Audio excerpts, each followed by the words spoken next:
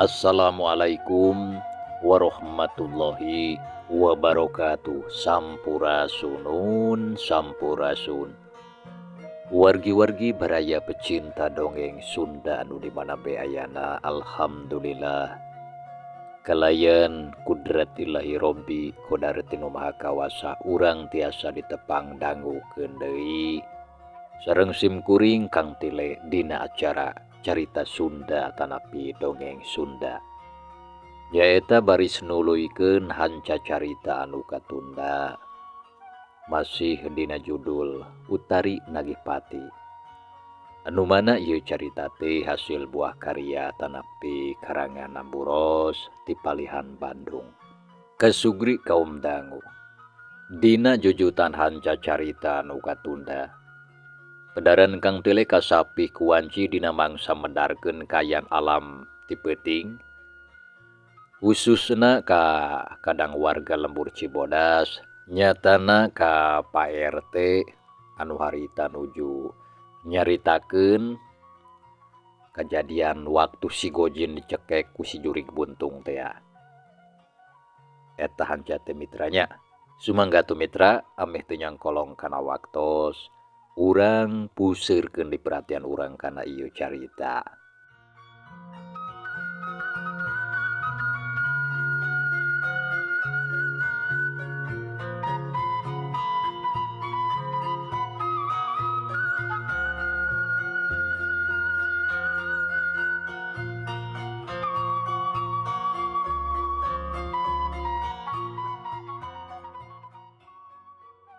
Tah kitu kajadian anu kasaksian ku kuring opatan teh.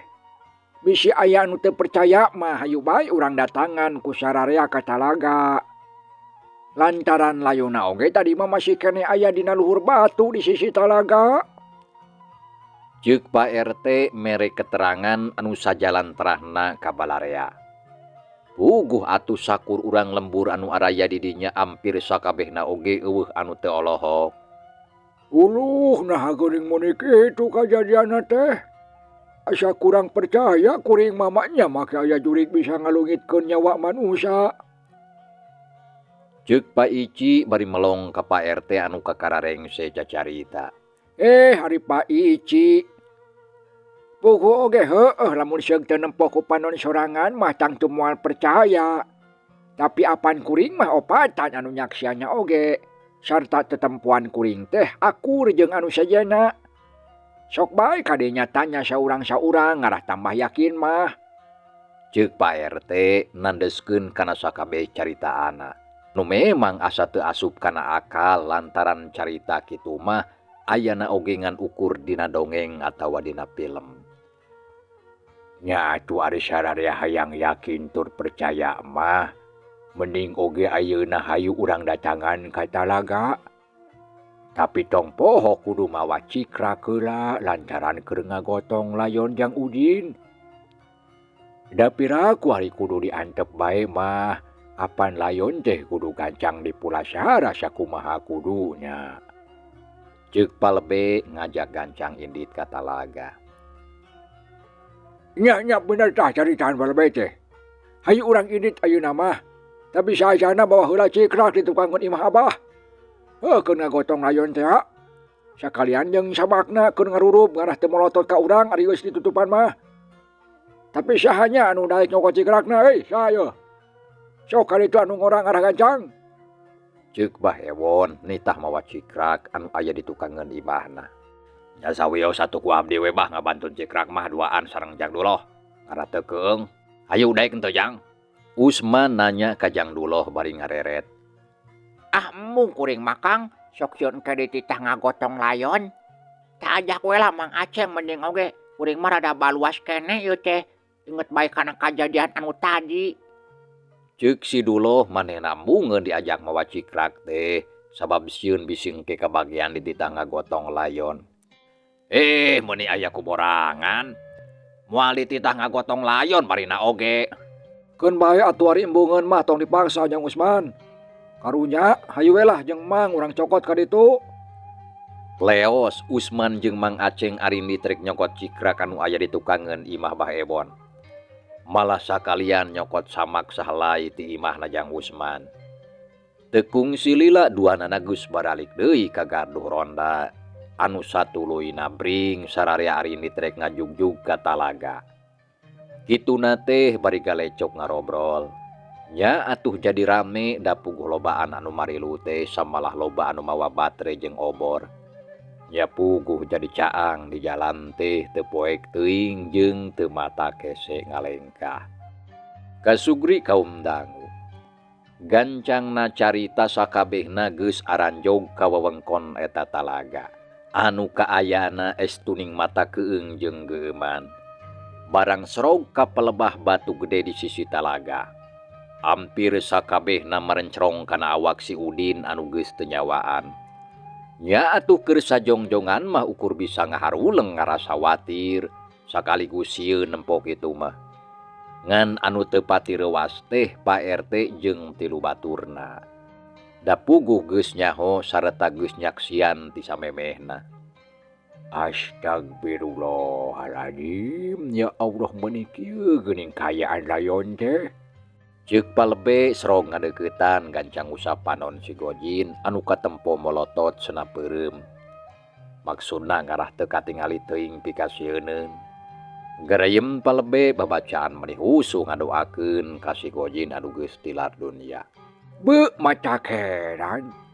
Cecelah geuning geus aya deui anu maot di talaga teh.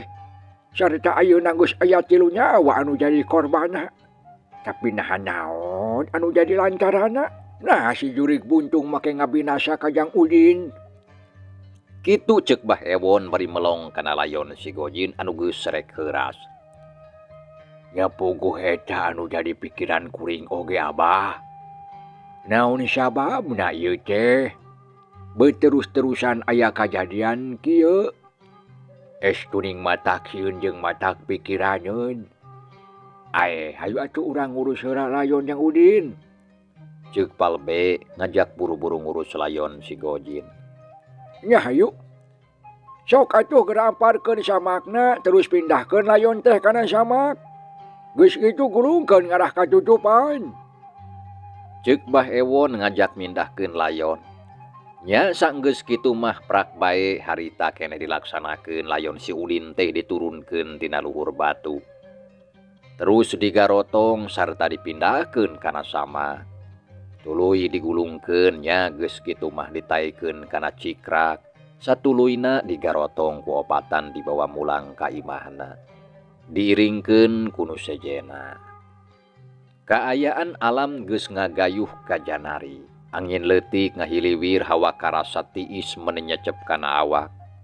Sora jangkrik gaang reang di sarada patembalan kawas anu milu ngajajabkeun layon si Udin anu dibarawa mulang. Kasugri kaum dangu. Teu kacatur di jalana akhirna masa kabehna anjog ka imah biicah indung si Gojin. Sarta dibagyakeun ku nu araya di dinya. Kabeneran geus loba tetanggana anu datang da puguh anu kawilang dareukeut mah tadi oge geus dibarejaan. Saterusna layon si Gojin digolerkeun di tengah imah pada ngariung-riung jeung pada ngarmitan. Ari biicah teu eureun ceurik hatena ngarasa sedih jeung nalangsa anu taya hinggana. Ngan untung bae loba tatanggana anu milu ngabeberah sangkan biicah sadar sarta tumarima kana takdir anu ayeuna geus tumiba. Cag urang tinggalkeun kaayaan di imah biicah anu keur kapapatenan ku si Gojin.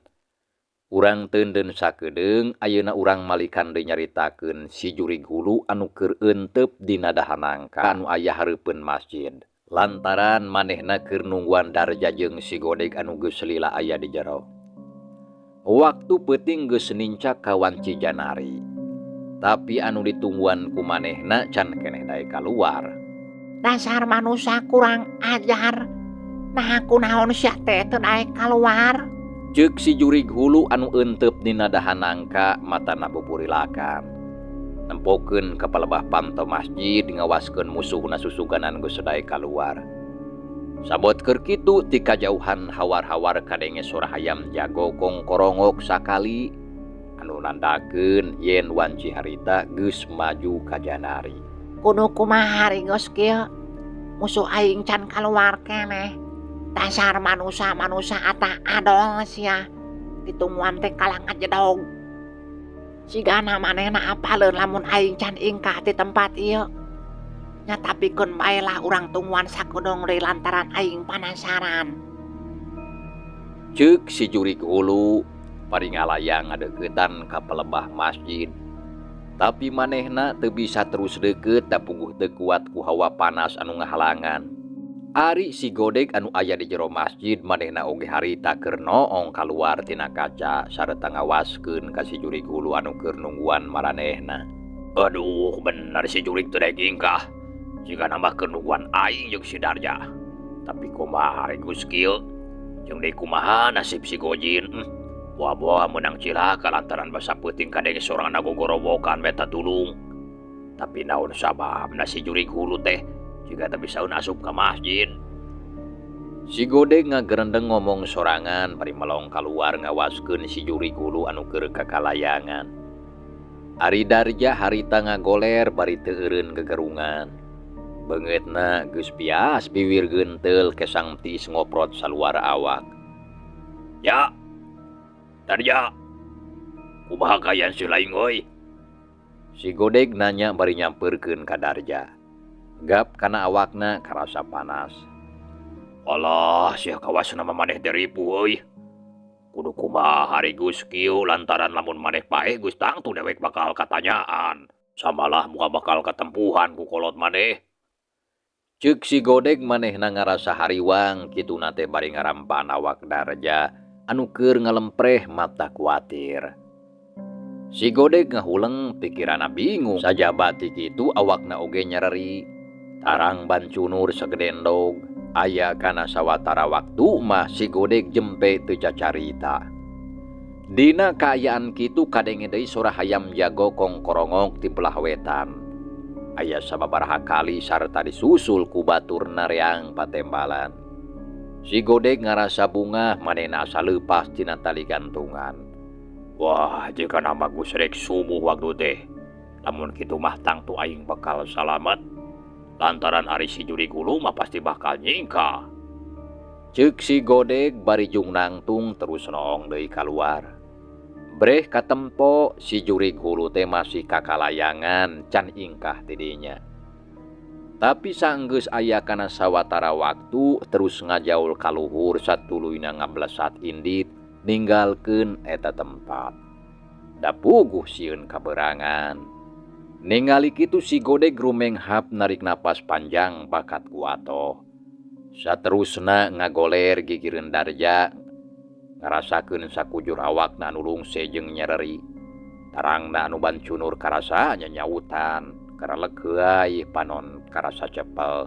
Teu lila reup si godeg sareti bra teu inget kana nanaon da puguh geus teu kuat ku tunduh jeung capek.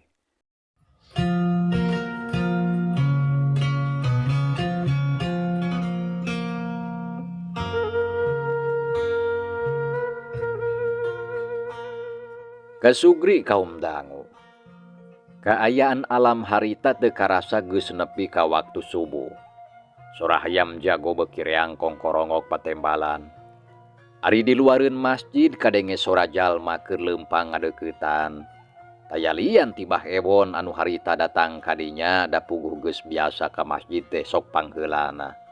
Tapi barang nempo kaayaan di jero masjid anu geus caang bah ewon heran.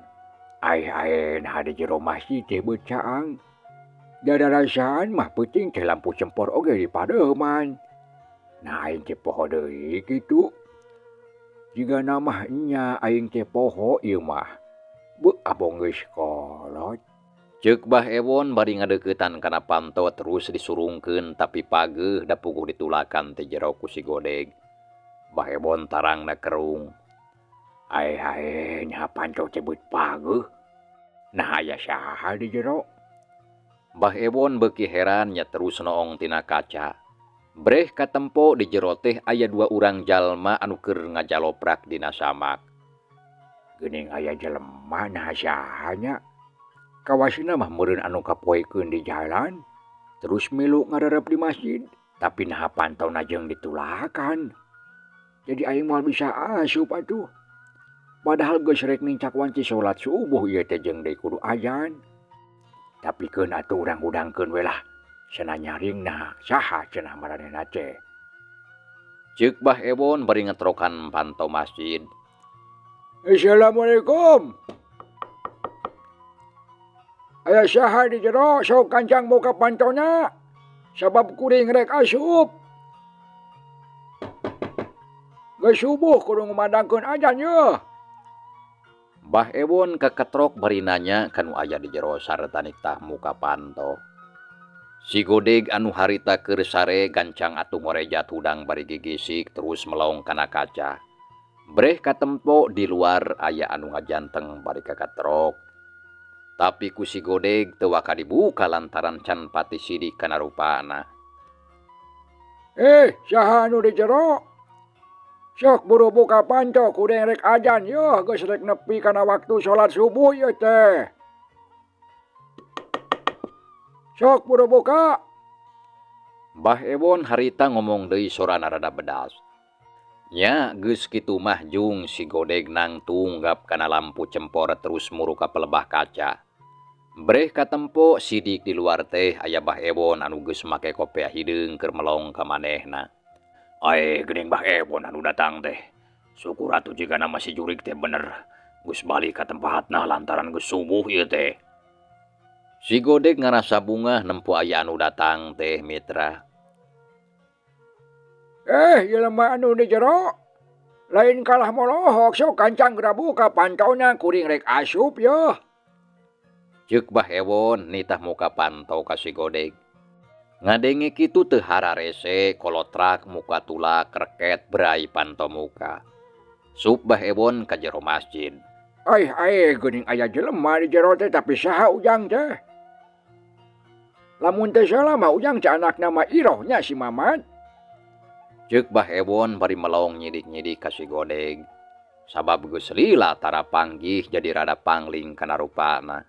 Lantaran si Godeg masanajan aya di lemburna oge jarang campur jeung batur pagaweana sok ngarider wae kaditu kadieu teu parugu.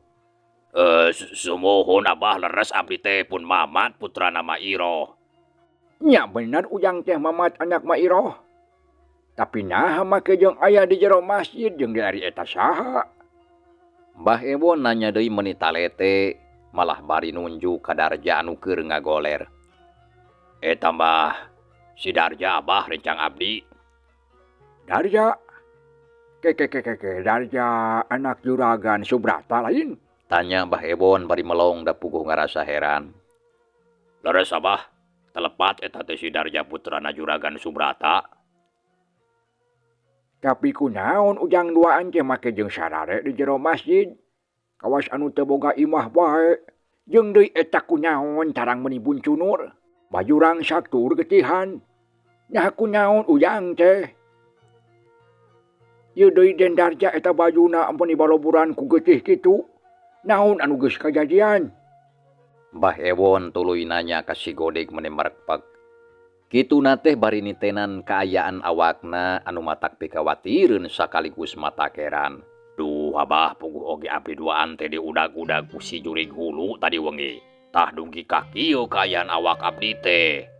Tiasa salamet sote lantaran lebet ka jero masjid. Da pami henteu mah duka kumaha nasib abdi duaan teh. Buah-buah ukur kantun ngaram. Si Godeg nerangkeun kajadian tadi peuting tapi ngan ukur garis badagna hungkul. Hah? Kutan ujang duaan teh diudag-udag ku jurig hulunya? Ceuk Bah Ewon nanya deui bari mencrong ka si Godeg anu katempo beungeut narada pias kawas anu geus manggih kareuwas. Leres Abah diudag si jurig hulu. Si Godeg ngawalun pondok ari Bah Ewon ungut-ungutan bari jeung melong. Aduh, lamun kitu mah ieu pasoalan teh kudu gancang dilaporkeun ka Pak RT. Lantaran geuning lemur urang teh geus didatangan ku si jurig hulu jeung si jurig buntung. Anu geus ngaganggu kana katentreman jeung ngancam kana kasalametan. Sabab puting tadi Jang Udin anak Nabi Icah ayeuna geus maot alatan dibinasa ku si jurig buntung di talaga. Jika na ujang duaan macan apal merenya lamun si Udin maot. Bah Ewon harita ngomongkeun ka si Godeg, lamun si Gojin sobatna geus perlaya lantaran dibinasa ku si jurig buntung. Ngadenge keterangan kitu ti Bah Ewon. Puguh atuh si Godeg mending ngaranjuk beungeutna beuki pias jajantung ratu. Kumaha bah? Kukupingan teh si Udin maot. Nah nya eta teh bah. Lantaran tadi peuting kuring teh babarengan. Tapi ayeuna geus maot. Si Godeg nanya deui bangun anu teu percaya meunang beja sarupa kitu teh. Bener Jang Mamat. Batur ujang teh maot samalah ayeuna layuna oge tuh geus aya di imah keur pada ngariung ku sadaya. Abah oge tadi geus diri itu da puguh milu mang mapageun layon di talaga. Ceuk Bah Ewon nandeskeun kana carita anak kalawan Daria. Lekatai awak si Godeg leuleus ngadenge beja kitu teh samalah terus brek diuk ampir bae lampu cempor anu keur dicekelna ragrag. Ngan untung ku Bah Ewon rikat dicokot. Gojin, tobat. Nah, ari sia jeung paeh teh heula Gojin.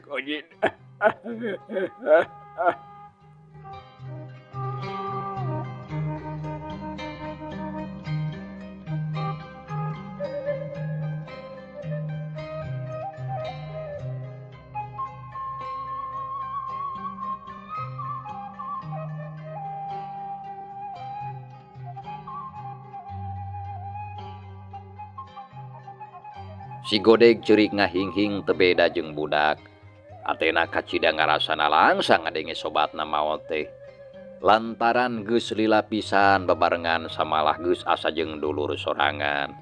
Loba kajadian jeung pangalaman anu kaalaman kuduaan. Jang Mamat, ye heula nya jempe cerikna. Lantaran abah rek ajan heula ieu teh. Da geus nepi kana waktu salat subuh jigana sakudeung deui oge bakal loba anu datang. Geus tong cerik mending oge geura balik terus babaresih prak salat subuh. Terus doakeun Jang Udin batur ujang. Ngadenge caritaan kitu si Godeg teu ngawalon. Bareng jeung kitu torojol palebe, Pak RT, Pak Ici sarta disusul ku sababaraha urang anu sejena. Nya barang nempo di dinya aya si Godeg anu keur ceurik jeung Darja anu keur ngajoprak.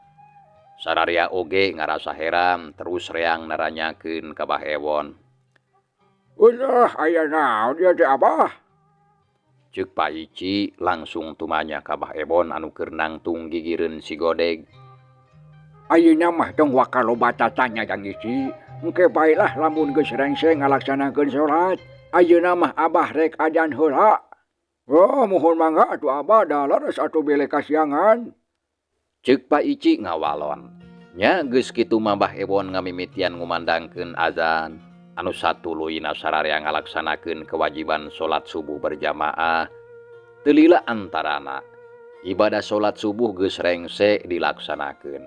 Anu saterusna Pak Ici jeung Pak RT gancang nyampeurkeun ka si Godeg anu keur diuk deukeut lawang panto bari ingsereuk-ingsereukan.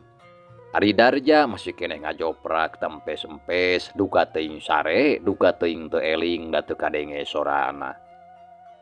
Jang Mamat, kunaon ieu teh Jang? Pak Ici ngamimitian tumanya bari gek diuk hareupeun kitu deui anu sejena oge gek dariuk ngariung ka si Godeg. Anu keur ngahruk paromana katara alum. Nya aya naon Jang Mamat anu sabenerna ieu teh? Eta deui kunaon Jang Darja make jeung ngajoprak di dinya? Beuh eta wakna menyeruksak.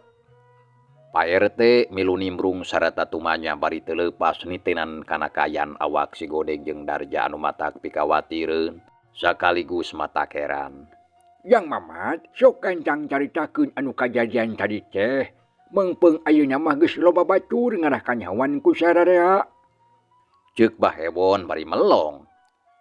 Meunang pananya anu sarupa kitu si Godeg cengkat terus neuteup kanu araya di dinya sarta teu talangke. Derek-dek nyaritakeun deui kajadian tadi peuting ti mimit di si Gojin indit kacai nepi ka keun mangsa harita. Kabeh dicaritakeun eueuh anu kaliwat. Nya puguh atuh sakur anu ngadenge mah ampir sakabehna gogodeg ngarasa heran.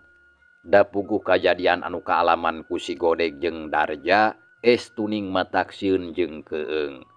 Komo deui ayeuna mah hampir sararea geus nyaho lamun si Gojin geus maot alatan dibinasa ku si jurig buntung. Tah kitu anu karandapan ku abdi tadi wengi teh. Malah masa eutik oge teu nyangka lamun si Gojin mah ayeuna beut nepi ka kudu maot alatan dibinasa ku si jurig buntung di talaga. Si Godeg mungkas caritana kituna teh bari jeung dumareuda.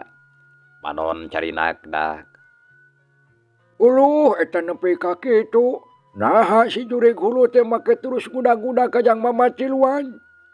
Mata heran sabab anu sajen mah nya oge ti heula nembongan. Tapi teu nepi ka nyelakakeun samodel kitu. Komo ayeuna mah make terus ngabinasa sarta Jang Udin geus jadi korbanna.